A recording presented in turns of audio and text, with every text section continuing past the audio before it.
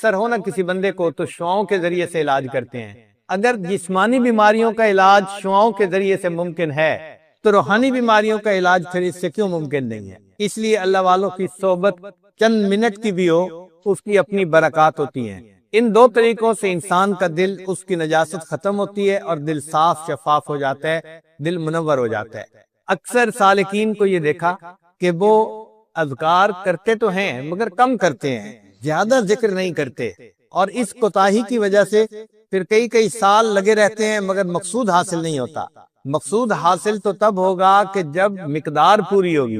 اب 5 منٹ کا مراقبہ کبھی کیا کبھی نہ کیا، اور جی حضرت تسبیحات تو ہو جاتی ہیں، مراقبہ نہیں ہوتا.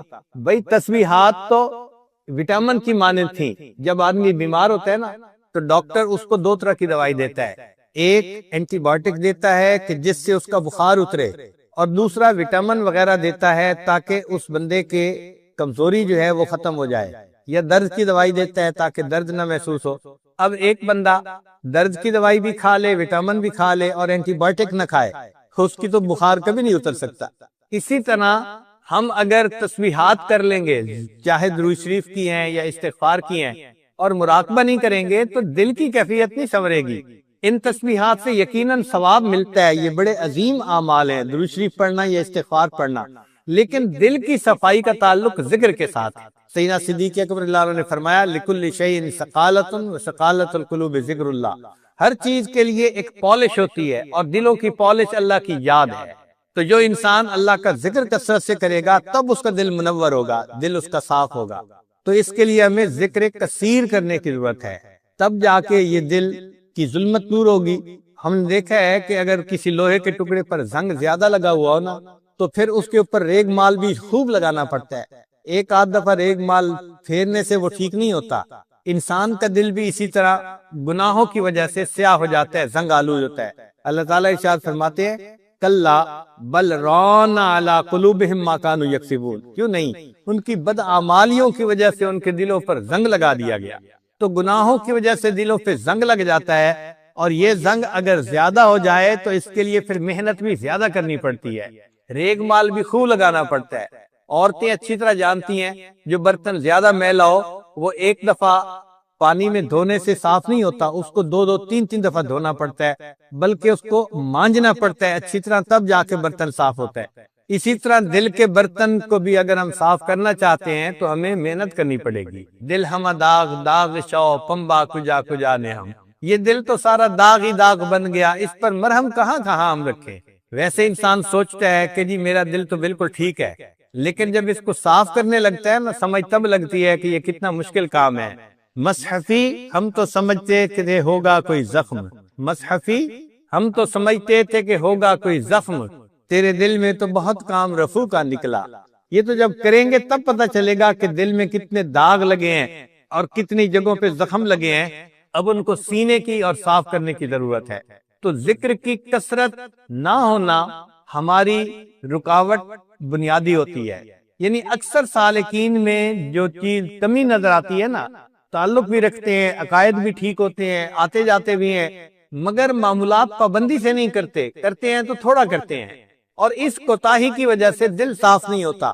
وہ جو اللہ تعالیٰ کی محبت کی شمع جلتی ہے دل میں وہ نہیں جل پاتی. پھر کہتے ہیں جی کہ اتنے سال گزر گئے، اور بعض تو احباب عجیب، حضرت بس میں آیا ہوں اور ارادہ تو میرا تھا کہ میں کئی مشائخ کے پاس گیا، لیکن پھر میں نے کہا کہ نہیں میں آپ سے بیعت ہوتا ہوں. یعنی احسان بھی چڑھاتے ہیں کہ میں نے اوروں سے بیعت ہونے کے بجائے آپ سے بیعت کی ہے. تو حضرت بس میں آپ کے پاس آیا ہوں، آپ کا دامن پکڑا ہے، بس ہم سے تو کچھ ہوتا نہیں، آپ ہی نے کچھ کرنا ہے. اور کئی دفعہ آئیں گے اور کہیں گے کہ حضرت بس میں کیا کروں، میں تو کمزور ہوں، مجھ سے تو کچھ نہیں ہونا اور معاملات بھی نہیں ہوتے، بس آپ کوئی دعا کر دیجئے، کوئی توجہ کر دیجئے تاکہ میرا کام بن جائے. یعنی شروع سے ہی نیت لے کے آتے ہیں کہ ہم نے کچھ نہیں کرنا، جو کرنا ہے آپ نے کرنا ہے. اور بعض اوقات آ کے کہتے ہیں حضرت وہ بیوی بھی نہیں مانتی، اس کے لیے بھی کوئی تعویذ دے دے تاکہ وہ فرما بردار ہو جائے، اور ذکر اذکار کے لیے فرصت نہیں ملتی، بس آپ ہی نے کچھ کرنا ہے، حضرت کچھ توجہ کر دیجئے. یعنی شیخ کے ذمہ کام لگاتے ہیں کہ آپ ہی کریں جو کرنا ہے. اور بعض اوقات تو آتے ہیں اور ملتے ہیں اور پہلے ہی کہہ دیتے ہیں کہ حضرت ویسے مجھے جلدی واپس بھی جانا ہے، لیکن میں نے کہا نہیں، میں مل کے آتا ہوں، تو اس لیے ٹائم میرے پاس کم ہے، بس آپ ہی کوئی توجہ کر دے اور مجھے جلدی واپس جانا ہے۔ اب اگر محنت کرنے والوں کا یہ حال ہو کہ جلدی واپس جانا ہے، تو بتائیں پھر دل کی صفائی کیسے ہوگی؟ اصل وجہ یہ ہے کہ ہم اس کی بیماریوں کو صحیح بیماری ہی نہیں سمجھتے، اس کے گھمبیر پن کا بھی ہمیں اندازہ نہیں ہوتا کہ یہ کتنی بری بیماری ہے، مہلک بیماری ہے، اور ہمیں اس سے نجات پا کے رہنا ہے۔ تو ذکر کی کثرت کریں گے تو دل منور ہوگا اور اللہ تعالیٰ دل کو نرم کر دیں گے۔ ذکر کے اندر یہ خوبی ہے کہ یہ انسان کے دل سے دنیا کی محبت کو نکال دیتا ہے۔ جتنا ذکر زیادہ کریں گے اتنا ذات کی محبت زیادہ آئے گی۔ یہ اصول یاد رکھیں کہ ذکر سے ذات کی محبت پیدا ہوتی ہے۔ آپ کسی چیز کا زیادہ ذکر شروع کر دیں، آپ کے دل میں اس کی محبت آنی شروع ہو جائے گی۔ ابھی آپ بیٹھے ہیں، آپ کے سامنے آئس کریم کا تذکرہ شروع کر دے، ونیلا فلیور ایسی ہوتی ہے، فلاں ایسی، تو تھوڑی دیر کے بعد بہت سارے نوجوانوں کا دل چاہے گا کہ ہم یہ فلیور کی آئس کریم کھا ہی لیتے۔ تو تذکرے سے محبت آتی ہے، یہ شریعت کا حسن ہے۔ اس لیے شریعت نے کہا کہ کوئی عورت اپنے میاں کے سامنے کسی غیر عورت کا تذکرہ مت کرے۔ کیوں؟ کہ تذکرہ کرنے سے دل کے اندر تعلق جڑ جاتا ہے۔ یہ حسن ہے شریعت کا۔ تو ہم اللہ تعالیٰ کا ذکر کثرت کے ساتھ کریں گے، اس کا نتیجہ یہ ہوگا کہ ہمارے دلوں میں اللہ تعالیٰ کی محبت آئے گی اور دل ہمارا اللہ تعالیٰ کی محبت سے بھر جائے گا۔ چنانچہ حضرت اختر تھانوی رحمۃ اللہ علیہ نے ایک عجیب تمثیل لکھی ہے۔ ملکہ بلقیس کے بارے میں قرآن پاک میں آیت ہے کہ اس نے اپنے امراء سے جب مشورہ کیا تھا کہ بھئی سلیمان علیہ السلام کا خط آیا ہے تو اب اس کے جواب میں کیا کروں، تو سب نے کہا تھا کہ جو آپ قدم اٹھائیں گی ہم آپ کے ساتھ ہوں گے۔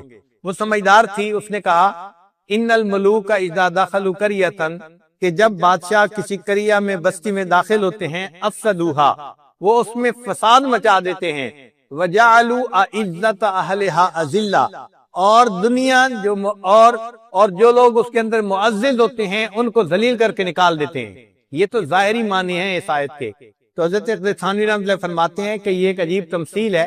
اگر ہم بستی سے مراد دل کی بستی لے لیں اور مالک الملک کا نام لے لیں ملوک سے مراد، تو ترجمہ پھر یوں بنے گا ان الملوک اذا دخلوا قریۃ، جب اللہ تعالیٰ کا نام اس دل کی بستی میں داخل ہوتا ہے، افسدوها، وہ انقلاب مچا دیتا ہے، وجعلوا اعزت اہلها اذلہ، اور دنیا جو دل میں معزز ہوتی ہے اس کو ذلیل کر کے دل سے نکال دیا کرتا ہے۔ تو اللہ تعالیٰ کا نام انسان کے دل سے دنیا کی محبت کو مٹا دیتا ہے اور اللہ تعالیٰ کی محبت سے دل کو بھر دیتا ہے۔ اور اگر آپ غور کریں تو ہماری زندگی کا مقصد بھی اللہ ہی کی یاد ہے۔ اللہ نے پیدا جو کیا عبادت کے لیے، تو عبادت کا اصل مقصد اللہ کی یاد ہے، تو اصل مقصود اللہ کی یاد ہے، اسی سے یہ دنیا قائم ہے۔ اور دنیا کی ہر چیز اللہ کا ذکر کرتی ہے، جو بھی زندہ چیز ہے وہ ذکر کرتی ہے۔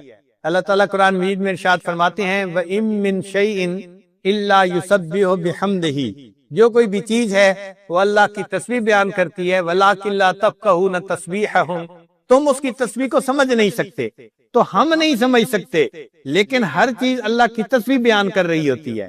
ہمیں ایک مرتبہ اس کا تجربہ بھی ہوا، امریکہ میں ایک ایسی ریاست میں جانے کا موقع ملا جہاں کوئی 15-20 پاکستانی ڈاکٹر ایک ہی جگہ رہتے تھے۔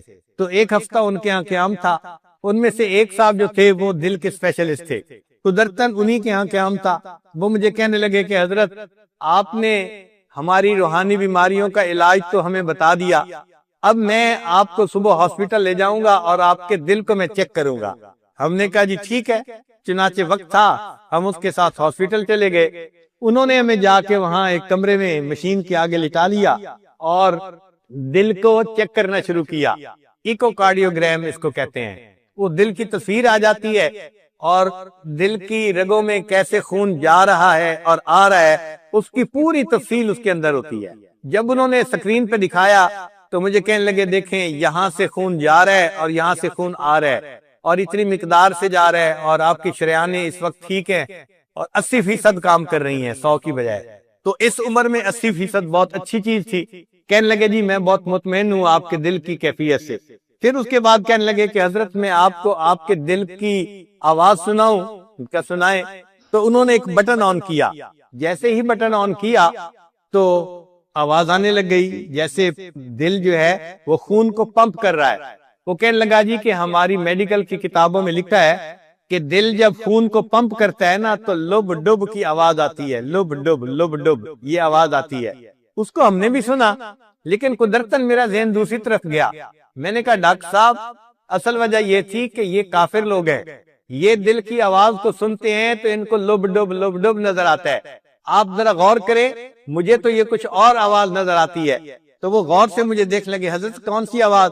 میں نے کہا یہ تو دل لب ڈب نہیں کر رہا، یہ تو رب رب رب رب کر رہا ہے۔ جب اس کو یہ کہا تو وہ بڑے حیران ہوئے، پھر کہنے لگے اچھا اس کو دیکھتے ہیں۔ پھر انہوں نے غور سے اس کو دیکھا اور پھر کہنے لگے حضرت رب رب کی آواز بالکل اس کے زیادہ قریب ہے۔ انہوں نے فیصلہ کر دیا کہ واقعی انسان کا دل جو خون پمپ کر رہا ہوتا ہے وہ آواز رب رب کی پیدا ہو رہی ہوتی ہے۔ میں نے کہا آج مسئلہ سمجھ میں آ گیا، اگر ہر زیرو کا دل جو خون پمپ